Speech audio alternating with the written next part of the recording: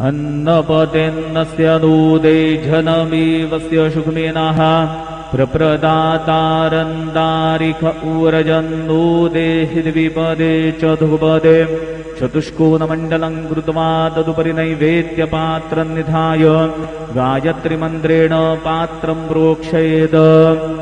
ऋतन्द्वा सत्येन परिखिञ्चामि धेनुमुद्रयाम् अमृतीकृत्य गरासमुद्रयाम्।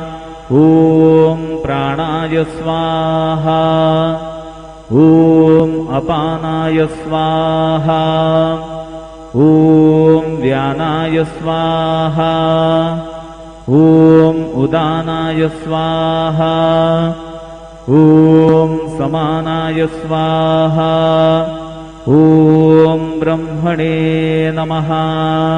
नैवेद्यमध्ये पानीयं समर्पयामि, पुनर्नैवेद्यं निवेदयामि।